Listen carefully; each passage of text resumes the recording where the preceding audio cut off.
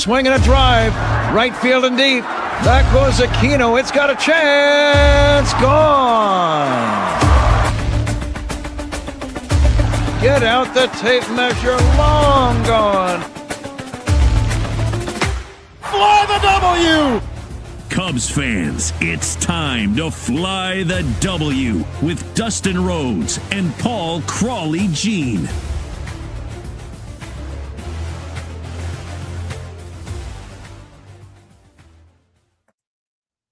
Well, Crowley, you are listening to the Fly the W podcast. We are part of the Blue Wire Network. This is episode 355. The Cubs finish off the floundering Phillies. Don't forget to listen, download, review, and subscribe to the podcast. Follow us on all the socials. I'm at Mully and Haw on X.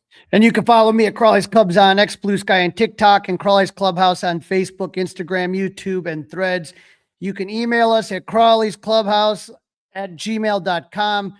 Dustin, we are a few minutes ago, the Cubs did something they have not done since 2015, 11 years ago.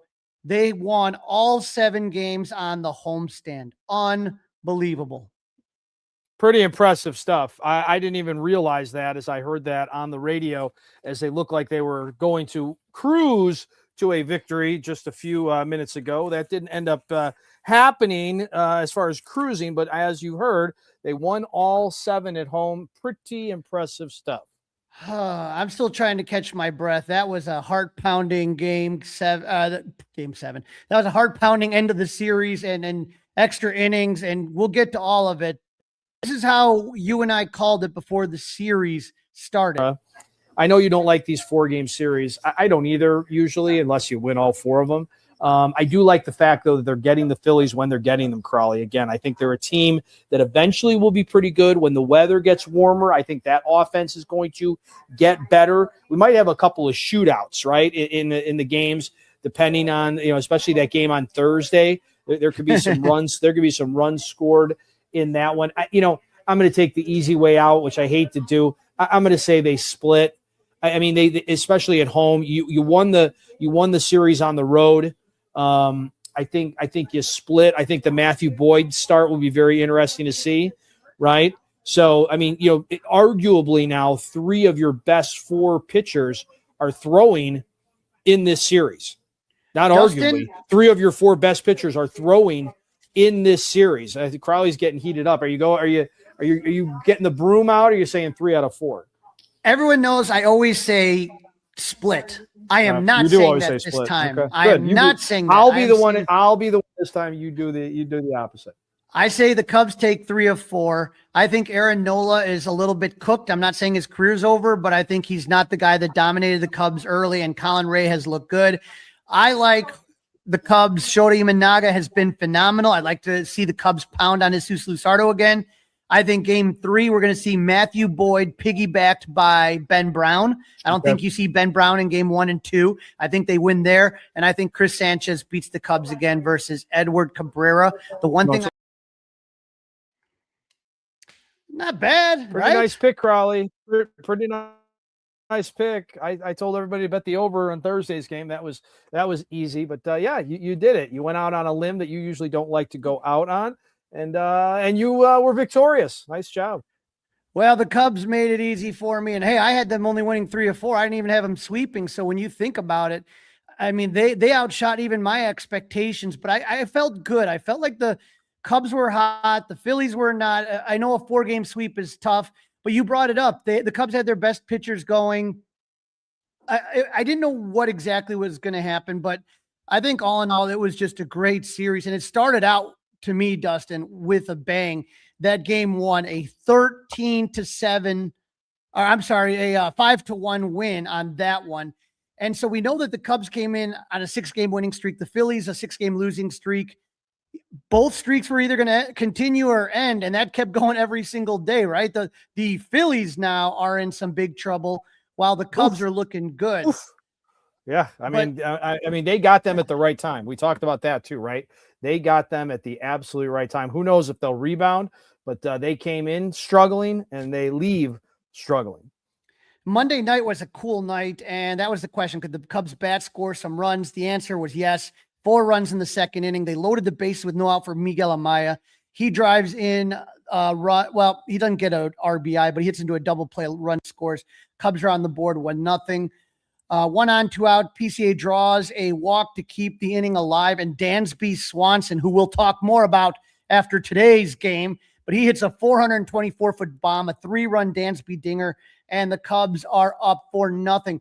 Dustin, take a look at the MLB runs leaders. This was after that first game. That's not including today. We're just talking after the first game.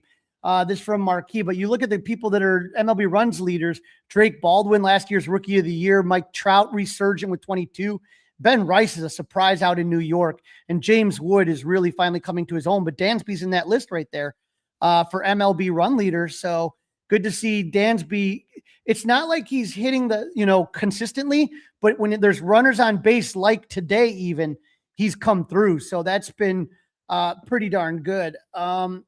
And so the Cubs loaded the bases again in the third inning, but were only able to come away with a sac fly to extend the Cubs lead to 5-0. But that would be plenty for Colin Ray. As we talked in the last episode, with the bullpen beat up, it's important for Cubs starters to go deep. And Ray went 6 2/3 innings, gave up 1 run on 2 hits, 5 Ks.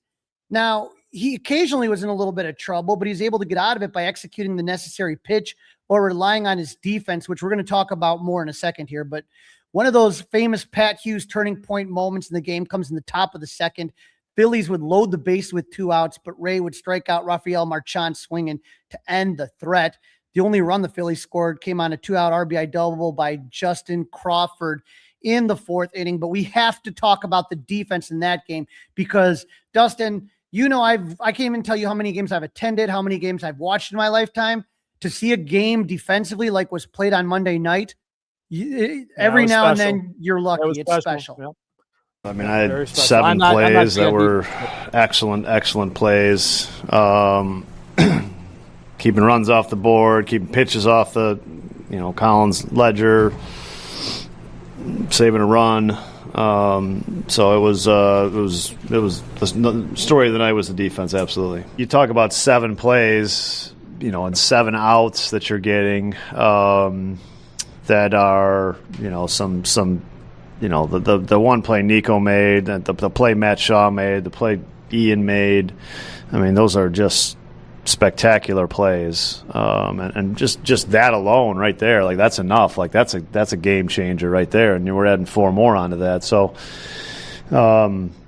it's run prevent. It's part of run prevention. It makes your pitchers better, and it's a reason why and for the good defensive teams, I think it shows up every night. It's not necessarily you're going to have some bad defensive nights, but it's going to show up most nights, right? And that's and a night like tonight, you can point directly to it and say that's a big reason why we won. 100% on that one, man. I mean, Colin Ray pitched great, quality start, but it was the defense that was there for him the entire time. First inning, Kyle Schwarber pops one into foul territory. Happ goes over the wall into the stands to get it. That just fired up the crowd, fired up the players. Next batter, Bryce Harper gets robbed on a diving play up the middle by Nico Horner. Top of the second, 1 on, no outs, Michael Conforto makes a diving play to take away extra bases from Brandon Marsh. Top of the 6th, Michael Busch snags a ball that was ticketed for the right field corner down the line. Top of the 7th, poor Kyle Schwarber again. He lines one that looks like a base hit to right. Nico completely extends himself and dives to make the play. Top of the 9th, Matty Shaw robs Trey Turner of a base hit. Probably the best play I've seen Matt Shaw make in right field. But Dustin, you're just going down the list of those plays, and I've seen Nico since he came up, and that was probably the best defensive play I've ever seen Nico make. That was great. It was Sandberg-esque, right? Leaving the feet, diving to his left towards first base, a little bit on the outfield grass. It was great. Excellent play. Now, Dustin, I was at game 2, Shodi Managa versus Jesus Luzardo, and I can tell you this is one of those games that the first half was very different than the second half, and this game is very much similar to game 4 in the series in that way. It also reminded me when I was at the game, I'm like, this is a lot like that Pirates loss that I went to where they had 3 chances to walk it off and couldn't do it. The Cubs had a runner on in the first inning, 2 on in the second, bases loaded, 1 out in the third, couldn't score. Runners at the corners, went out in the fourth, couldn't score. All these scoring opportunities against Lusardo, couldn't get a hit. They finally get to him in the fifth inning after the first two batters reach. Lusardo gets the next two outs, but he's pulled in favor of Orion Kurgang to face Dansby Swanson for the righty-righty matchup. Dansby draws a walk, and that was huge because now Council can pinch hit lefty Moises Ballesteros for Matt Shaw. Now, the one thing we know about Mo Baller is that we talked about his bat to ball skills, but he has a great eye, Dustin. And I liked his approach. He was aggressive on the first two pitches.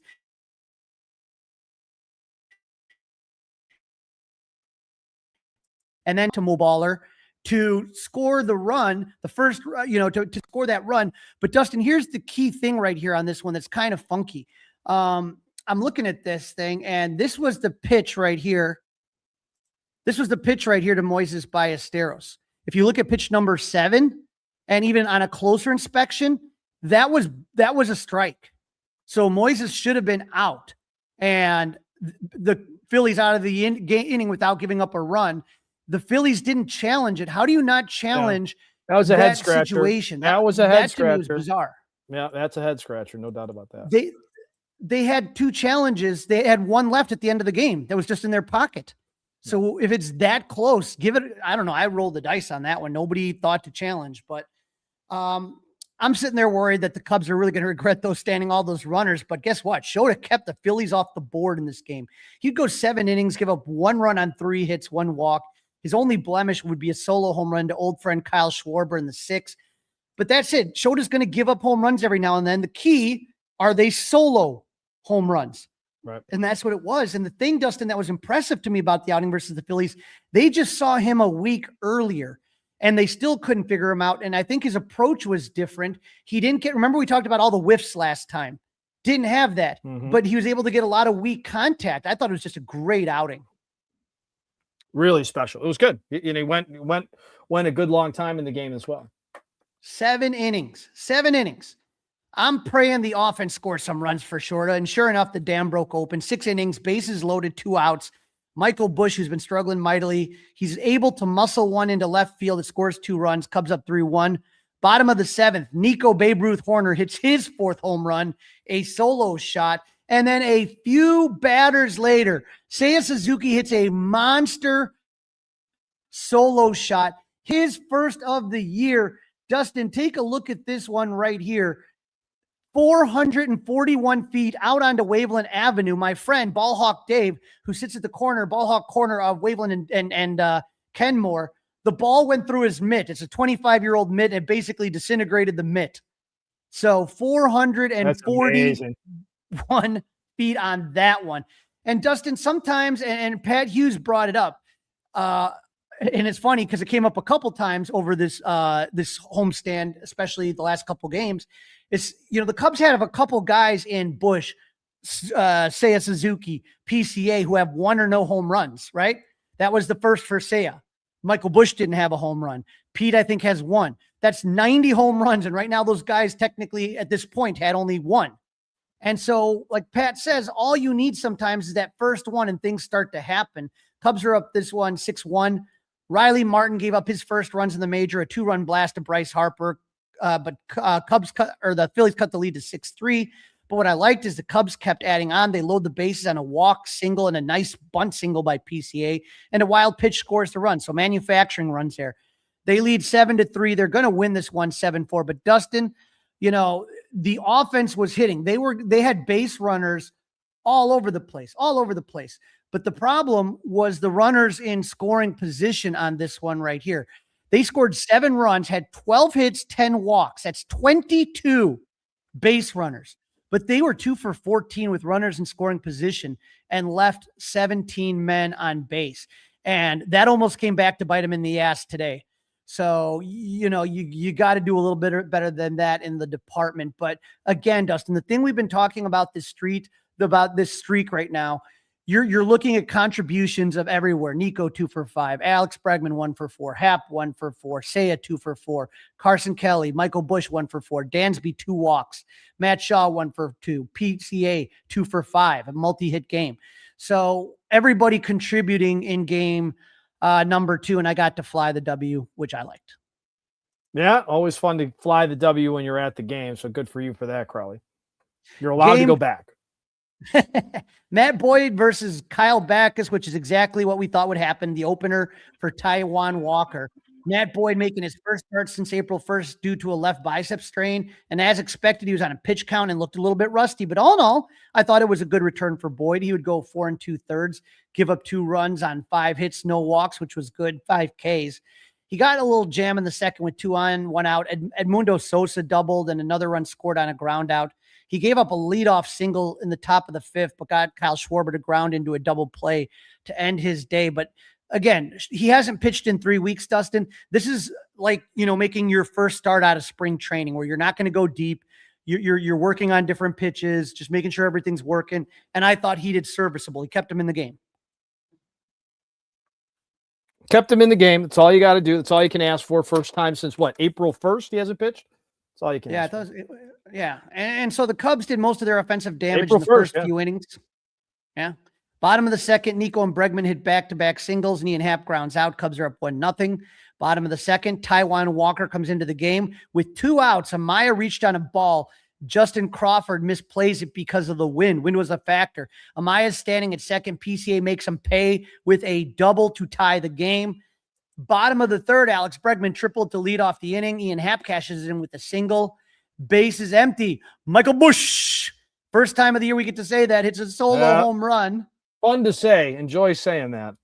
Cubs up 4-2. And again, if you look at the most home runs, this was up by Marquis as first baseman since the start of the 2025 season. Look at those names. Pete Alonso, Matt Olson, Nick Kurtz, and Michael Busch right in there. So Pete Alonso has 40, Olson 36, and Busch and Kurtz are tied with 35. But they have been able to do as good as the Cubs are doing. They've been able to do it without any offensive contributions from Michael Busch, really. Yeah. So he gets warmed up. Look out. One thing we do need to talk about is Ben Brown. With Boyd only going 4 2/3, Ben would come in and piggyback. He would not give up any runs, 3 hits, 0 walks, and 5 Ks in 2 1/3 inning.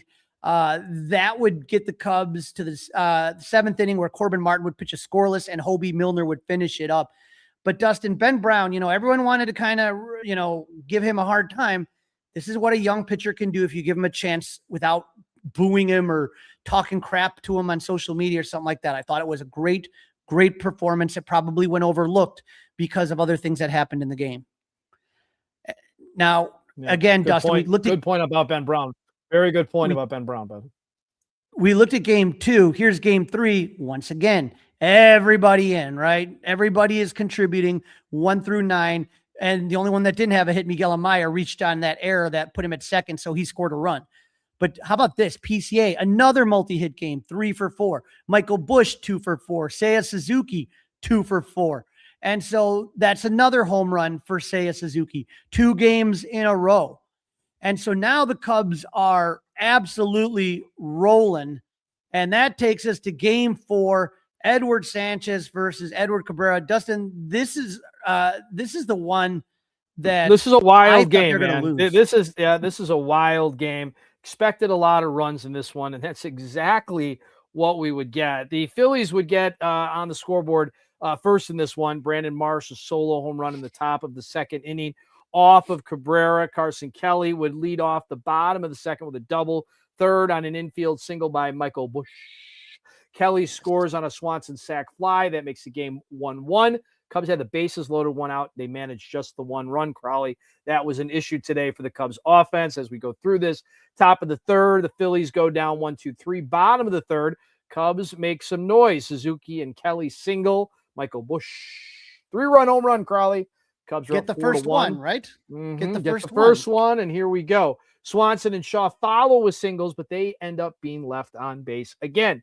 Top of the 4th, Bryce Harper, a 1-out single, scores on a Brandon Marsh single, making it 4-2 Cubs. Bottom 4, Cubs add on to the lead. Ian Happ, a 430-plus foot solo home run. 5-2 good guys. Top of the 5th and the top of the 6th. The Phillies go 1-2-3. Cabrera Crowley is absolutely cruising along. Bottom of the 6th, the Cubs add another run, and the Phillies end up changing their starting pitcher. Then top of the 7th comes around, and this is where things fall off the rails for both Cabrera and the Cubs. Brandon Marsh homers again, so he's like the offensive machine. He was all 3 runs at that time, right? Yep.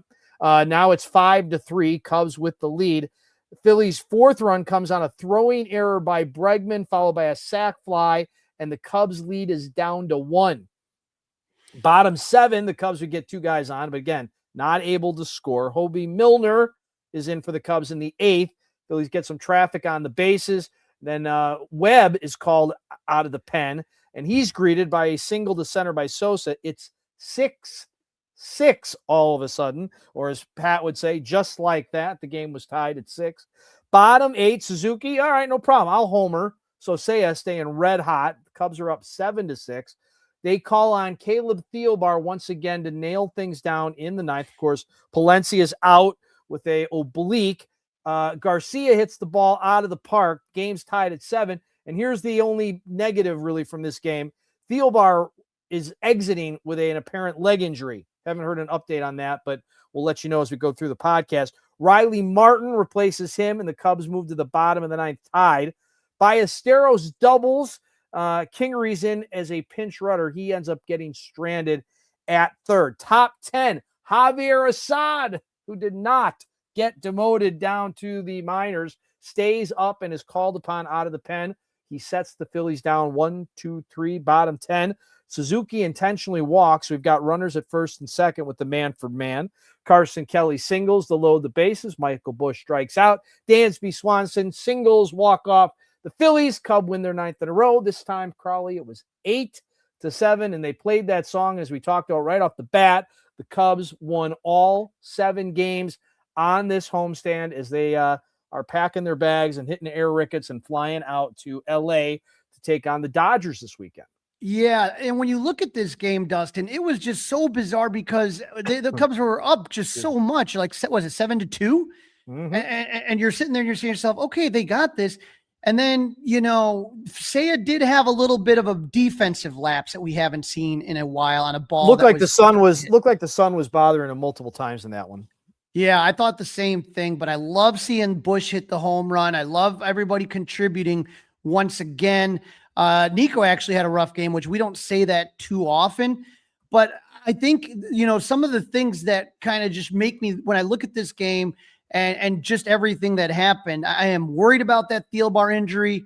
Jacob Webb, when he came in, I was like, that's the 2nd blown save, Dustin. Just not feeling it right now. I don't know if he's going to have an injury of some type, but to see Busch get another home run again, that was good. But here we are again, Dustin, 5 for 18 with runners in scoring position, 17 left on base. Now the Phillies had their own struggles, 2 for 11, but you knew the Phillies are a team, Dustin, with pedigree, and Brandon Marsh put him on their back and you're going, and they're a good lineup. Even after all of this, like when you sit there and you have to go through Kyle Schwarber and Bryce Harper and any of these guys that could just take one out anytime. The Edmundo Sosa guy is really, really impressive from what I saw in this last week of facing them twice. But also, as bad as it was for the Cubs, and I thought they were going to grab Bleacher Jeff to throw an inning. I'm wondering who the hell they got left in the bullpen. Riley Martin has continued to impress, and they thought he might have been injured. Trainer came out to see him too. And Javier Assad, to come in that situation and get the win. I think, if the Cubs would have lost this one, Dustin, we would have been like, oh man, that sucked, but they won 3 or 4, but they were so close to walk away with that win and to keep the momentum going out in LA, I thought was just huge. And the team, the thing I like approach is the way they're grinding and making all of these pitches work. Dustin, against Kristen Sanchez, 6 earned runs in 5 1/3 innings. This is one of the best pitchers in baseball, and they made him work. They made him work hard. They got through the order 3 times by the bottom of the 4th. Right. The guys were already having their 3rd at bat, bottom of the 4th. If it wasn't for a couple bad defensive plays by Suzuki and Bregman, this one wouldn't have been as heart pounding as it ended up being, So Correct. again, Absolutely glad for the victory, tighten up the defense, get guys healthy, and keep it rolling. This is the Fly the W podcast. We are part of the Blue Wire Network. We're happy to have you here on our latest episode. And this is episode 335 as the Cubs finish off the floundering Phillies. And don't forget, we need you to listen, download, review, and subscribe to the Fly the W podcast. 5-star review, we'll take them. Email us, Crawley's Clubhouse, gmail.com. You can watch us. You might be doing that right now. Crawley's Clubhouse YouTube page. In this segment, we're going to preview Cubs, Dodgers, Chavez Ravine, including pitching matchups, offseason moves, and which players are hot and which ones are not. Crawley, take it away. Now, Dustin, you know the Dodgers ended the 2025 season as the defending champions. They started the season facing the Cubs in Tokyo. And on September 25th, they clinched the NL West for the 4th straight season and finished with a record of 93-69, swept the Reds in the wild card, took the division series from the Phillies 3-1, and swept the Brewers to advance to the World Series. They were down 3-2 in the Blue Jays with game 6 and 7 in Toronto. They were down to their final 3 outs, but Miguel Rojas home run tied it in the 9th. They win it in the 11th. Their 8th World Series title and the first MLB team to repeat as champs since the Yankees did it in 98 to 2000. And remember, they also were in it in 2001 against Arizona. My buddy Steve is on watching. And yeah, I think he was at the World Series that year. But the Dodgers, you know, Dustin, it wasn't one of their crazy off seasons, but they re-signed a lot of guys that they like World Series Miguel Rojas, like Kike Hernandez. But the 2 biggest acquisitions, former Cub Kyle Tucker to a 4-year monster deal, and relief pitcher from the Mets, Edwin Diaz. So the team just, you know, they just keep cranking that team.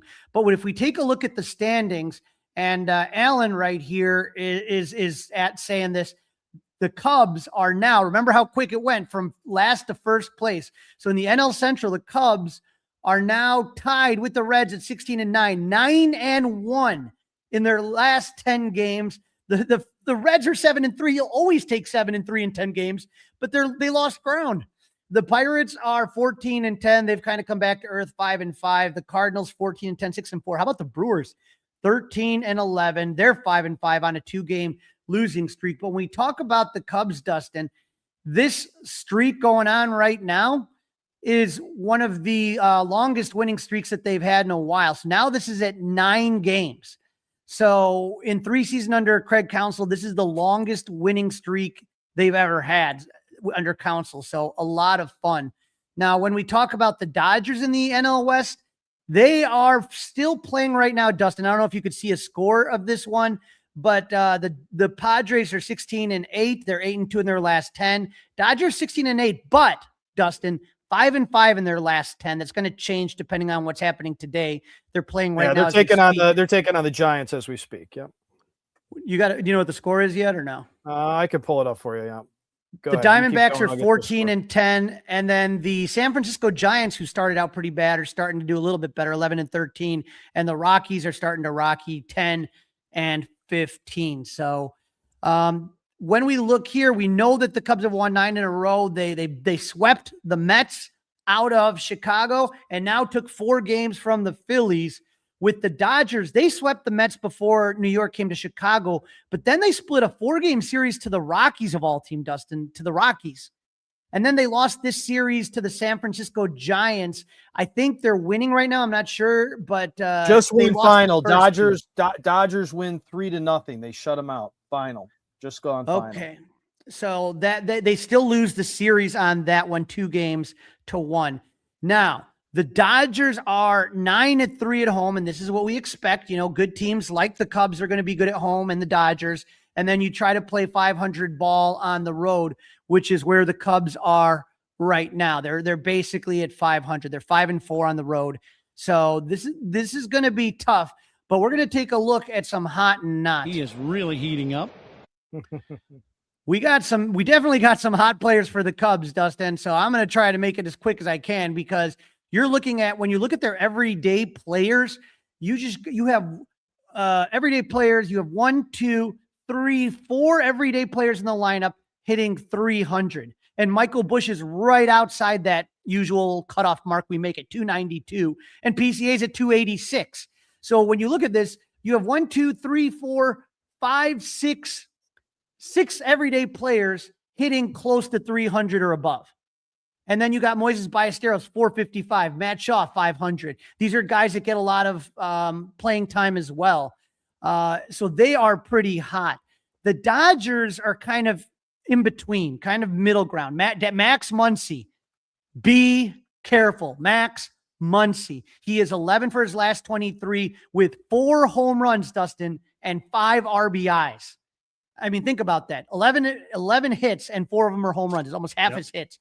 478, 538, 1043. Freddie Freeman, watch out for him. 6 for 13, 462, 588, 692. But the power is coming from 2 guys right now in the last week. Max Munson and catcher Dalton Rushing. He has 3 home runs, 5 RBIs. He's not really hitting for average, but he is definitely slugging the heck out of the ball. Those are the 2 guys, Freeman getting on base, Muncy pounding it, and Rushing hitting the home runs that are really driving this offense. Everybody else is kind of in mid-tier, and I know you were probably wondering, he doesn't make the cold list, but Kyle Tucker at 217, 391. Former Cub Kyle Tucker. For the cold list, the only one for guys below 200, the only one be Dansby Swanson. He's 318. He has 2 home run RBIs. He's had a couple when been needed, and then Dodgers, the 2 struggling. Paul is 2 for 12, 167. He's the right. Andy Pott is last 19, 158 over the last week. When we take a look though at the injury report, the Dodgers have one big injury that's, it's just started to affect them. And the Cubs have been dealing with it just as much as well. When you lose your closer, the Dodgers are without Edwin Diaz. So he will not be part of this series. No trumpeter. We're not going to hear that trumpeter. No Timmy Trumpet. And so I kind of like the Edmonds trumpeter. out. I have to be honest. I kind of like the trumpeter. Dun, dun, dun, dun, dun, dun, dun. Tommy Edman out, Mookie Betts out, and Blake Snell out. So the Dodgers have some injuries, but they're kind of spread out between starters and pitchers and relievers. Whereas the Cubs, I mean, this is just a shit show right now, Dustin. I mean, Phil Maton, Hunter Harney, Daniel Palencia, Ethan Roberts, Porter Hodge. I mean, all of these guys from you're basically your entire bullpen that you started on opening day is pretty much gone, other than Caleb Thielbar, I think we're going to see. might be added to this list. Yeah, I think we're going to see your guy Luke Little added to the plane ride out to LA. He'll probably be on a separate plane, but I think he'll be joining them if I had to guess.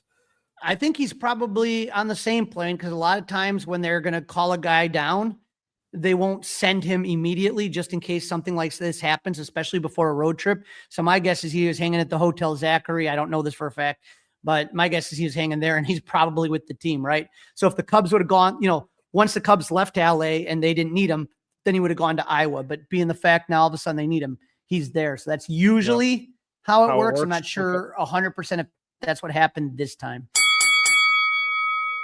Tail of the tape. All right. So this week we're working with a 3-week sample size, April 3rd to April 23rd. Dustin, this has been one of the craziest tales of the tape we've done. The Dodgers have the best batting average in baseball at 293. The Cubs have the second best batting average in this time frame at 268. The slug, Dodgers are first with 509. The Cubs are third with 430. Runners in scoring position, the Dodgers are 15th at 249. The Cubs are 16th at 247. Starting pitching ERA, the Dodgers first at 292. The Cubs fourth at 321. Reliever whip is the big difference right now. Somehow the Cubs bullpen has been okay. 126 whip, 8th best in baseball, whereas the Dodgers is 143, 19th. But again, the Cubs have had this long stretch, and that's what really makes me nervous. They haven't had a day off in a while. They're flying out to LA, late start, and had to use a lot of arms today. So we'll see what happens. Another big difference though is fielding. The Cubs are seventh in baseball with 12 defensive runs saved, while the Dodgers are 22nd. I think that Dodgers number, I'm going to double check on that, but the Dodgers have actually a pretty good defensive run save. I'll take a look in a minute. I know that's not right because that was the Phillies, but you can take a look at all of these, Dustin. Everything is comparable. They're all right there with each other. There's not a lot of huge differences that we're looking at. So I think that this is going to be one hell of a game, and it starts Friday at 9:15 p.m. Yeah, I hate that's a late start. That's a late start. I hate that. We got 3 different starting times in this series, so make sure you're paying attention. Yep, Emmett Sheehan is a 26-year-old righty, 2-0 with a 5.85 ERA in 4 games with 18 strikeouts with 20 innings pitched. Sheehan was the Dodgers' 6th-round draft pick in 2021, made his big league debut in 2023, but missed the 2024 season with Tommy John surgery. He returned last June and was kind of up and down. April 3rd this year versus Washington, he got the win with gave up 4 runs, 7 hits, 3 walks, 2 Ks in 5 2/3 innings. Against the Rangers, April 11th, he got the win, 3 runs, 4 hits, 1 walk, 6 Ks, 6 innings pitch. And then April 18th versus the Rockies, he got no decision, but pitched well, 2 runs, 4 hits, 2 walks, 4 Ks, 5 innings pitch. Sheehan has never faced the Cubs in his career, and only 2 Cubs have at bats with him. Alex Bregman's 1 for 4 with a double, and Michael Conforto's 0 for 3. But with Sheehan, you're going to have to look at a 4-seam fastball, slider, changeup, and curveball. On the other side, Jamison Tyone, 34-year-old righty, 1-1 with the 3.97 ERA with 4 starts with 21 strikeouts in 22 2/3 innings. He's given up 6 home runs, though, Dustin, in 4 starts. April 6th against Tampa, he got the loss, 3 runs, 7 hits, no walks, 4 Ks, 6 innings pitched. April 12th, he got a no decision on the Pirates. The offense bailed him out. He gave up 6 runs, 6 hits, 2 walks, 10 Ks, 6 innings pitched. But then against the Mets on Saturday, he gave up 1 run, 5 hits, 3 walks, 4 Ks, and 6 innings pitched. Now, again, the Dodgers lineup is not the Mets lineup, but good outing for him anyway. He's 0-1 lifetime against the Dodgers with a 5.68 ERA in 4 starts. He has not faced the Dodgers, though, Dustin, since 2023, which I found surprising. He needs to watch out for Shohei Ohtani, who's 3 for 10 against him with a double and 2 home runs. Kyle Tucker's 4 for 12 against JMO with a double and home run. JMO features a 4-seam cutter, changeup, sweeper, and curve. Game number 2. 6:15 on this one, so you don't have to pour any national television game. National TV on this one. It's a yeah, Foxer, which one? I believe, right? I believe it's a Foxer. A Fox one, yeah. Roki Sasaki, the 24-year-old phenom from Japan. Start of his career has been rocky, Dustin. He's been moved from starter to reliever, back to starter. The righty is 0-2 with the 6.11 ERA in 14 starts with 17 strikeouts, 17 2/3 innings. April 5th versus the Nationals. He got a no decision, 6 runs, 5 hits, 3 walks, 5 Ks, 5 innings pitched. His offense bailed him out on that one. April 12th versus the Rockies.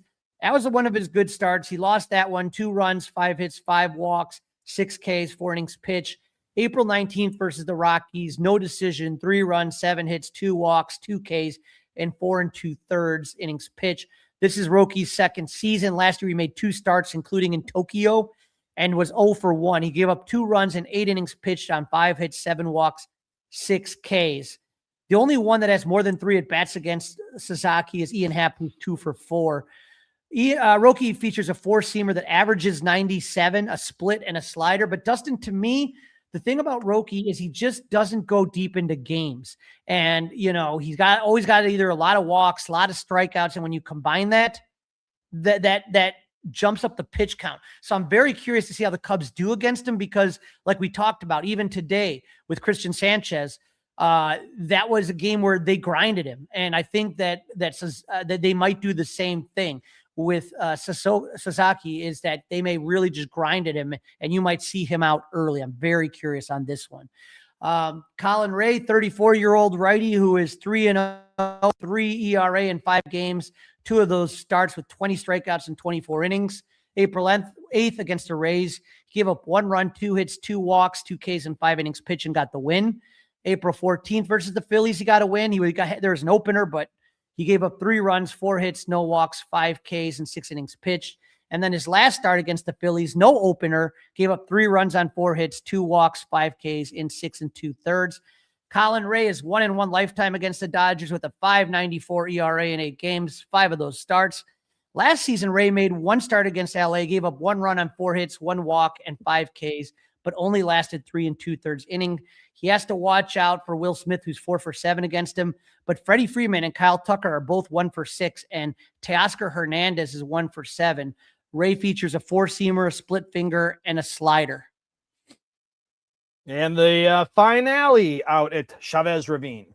Wednesday, 3:10. Justin Robolski. Sunday 3:10. Sunday 3:10. Sunday. Sorry about that. Don't confuse it. That might be too long to spend out in LA, Crowley. Might be. Yes. Too much time in La La Land. And then Shota Imanaga. So battle of lefties. Justin Robolski is a 24-year-old lefty, Dustin, from Hoffman Estates. How about that? Local boy made good. Local guy made 3-0. good. Like that. 188 ERA in 4 games, 3 starts with 9 Ks in 24 innings pitched. April 6th versus the Blue Jays, he got the win, 1 run on 2 hits, 4 walks, 2 Ks in 5 innings. April 13th, Mets, he got the win, 8 shutout innings, 2 hits, no walks, 2 strikeouts. Phenomenal outing for him. And then April 20th versus Colorado, he got the win, gave up 1 run on 8 hits, no walks, 3 Ks, 7 innings pitched. Justin has not faced either Chicago team. Only two of the guys on the Cubs have at bats against him. Alex Bregman's 0 for 3 and Carson Kelly 0 for 2. Justin primarily relies on a 4-seamer, slider, and curve. And he is going to be going up against lefty Japanese pitcher Shota Imanaga, 32-year-old lefty, 2-1 with a 2.17 ERA. 5 games started with 32 Ks and 29 innings pitched. April 10th versus Pittsburgh, he got no decision, but he pitched 6 no-hit innings, 1 walk, 9 Ks. April 15th was that phenomenal game against the Phillies. 1 run, 3 hits, 1 walk, 11 Ks, 26 whiffs. And then against the Phillies again on April 21st, 1 run on 3 hits, 7 walks, only 1 K. But again, didn't give up a lot of contact, was able to go 7 innings. Shota's 1-0 lifetime against the Dodgers in 4 starts and has a 3.48 ERA. Shota made 2 starts last season, one of those in Tokyo. Did not have a decision, gave up 5 runs in 9 2/3 innings work. The Dodgers don't hit Shota well. They slash 240, 321, 440 against Imanaga. Teoscar Hernandez is 3 for 6 with the doubles. Shohei Ohtani's 1 for 10, and Freddie Freeman is 1 for 8 against Shota, who features a 4-seam split and a sweeper, especially against lefties. But Dustin, we'll make our predictions at the end of the show like we always do, but this is a step up in class. The Cubs have kind of seemed to meet a lot of challenges lately. This one is definitely, when you look at the Dodgers, what the team does offensively and what their pitching does, especially their starters, this is going to be a good test for the Cubs. Real good test. No doubt about that. This is the Fly the W podcast. It is episode 335. Don't forget to download, listen, review, subscribe to the podcast. 5-star review, we'll take it. Email Crawley and I at Crawley's Clubhouse, gmail.com. Crawley's Clubhouse, gmail.com. Don't forget you can watch us. You may be doing that right now on the Crawley's Clubhouse YouTube page. Odds and end time, Crawley. Cubs news and stuff from around baseball.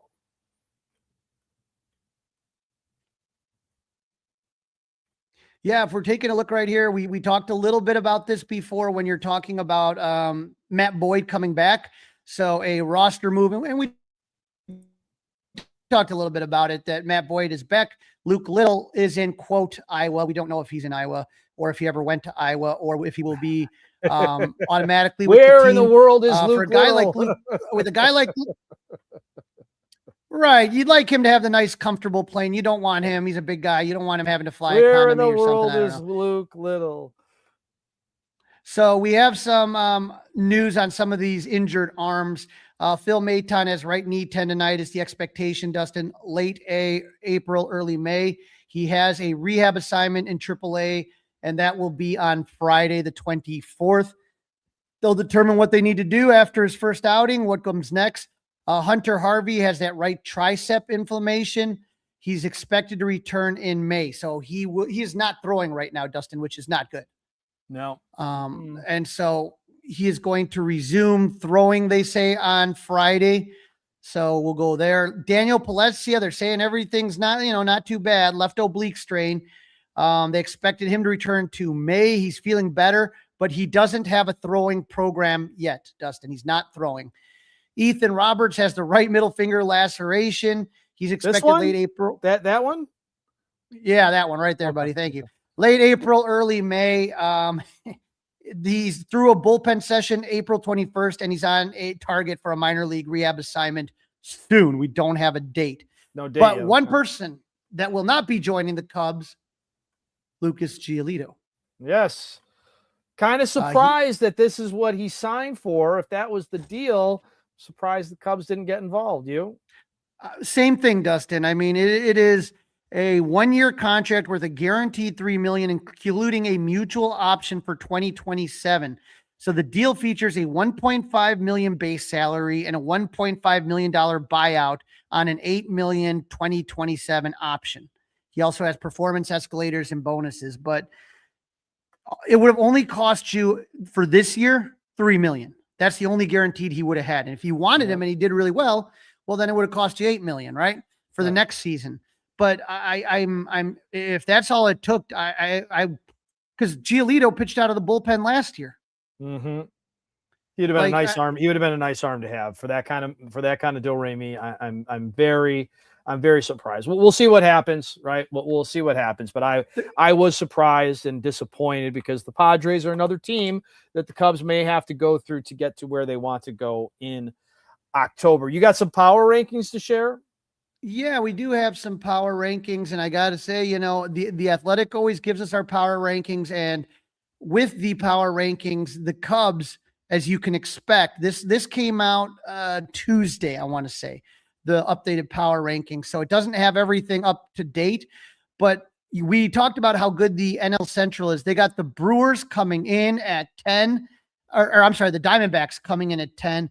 I don't know if you've been watching this. If you remember, Michael Soroka came back from injury last year and the Cubs picked him up and unfortunately didn't really do good, but he is killing it in Arizona, 4-0 with the 2.78 ERA. He just wasn't ready to come last season, but Jed knew what he was doing on that. Number 9, the Texas Rangers, looking good. Number 8, the Milwaukee Brewers. So they're struggling, obviously, but they're not going to count them out just yet. The Pirates jump in front of the Brewers. Last week when we talked, Dustin, they were 11. This week, they're 7. And so everything's kind of starting to come together. Even Marcelo Osuna, who was sucking it up when we saw the Pirates last time, he was the one guy that couldn't hit, is starting to hit. Tied for 5th are the Detroit Tigers, who just beat the Brewers, and the San Diego Padres. You mentioned that, Dustin, is one of the teams that the Cubs are going to have to probably be battling at the end of this. Yep. And then number 4, Chicago Cubs, up from 8th place. So good jump right there. And then Yankees 3, Braves 2, Dodgers 1 to round out the top 5. So for your top 5, number 1, Dodgers, number 2, Braves, number 3, Yankees, 4, Cubs, 5, Padres. Any surprises there? Nah, I mean, it's based on what the records are right now. I don't think the Braves are going to be where they're at when we get a couple months into this thing. That's the biggest surprise to me. Which one? The Braves? The Braves. Yep. Their performance so far. Yeah, they've really been doing everything and early still, but we're getting, remember what I told you, always kind of be taking a look at 9-game segments. If you look at things based on those 9-game segments, we're not too far away from that quarter mark, right? And so when we're looking at the quarter mark here, we're at 25 games.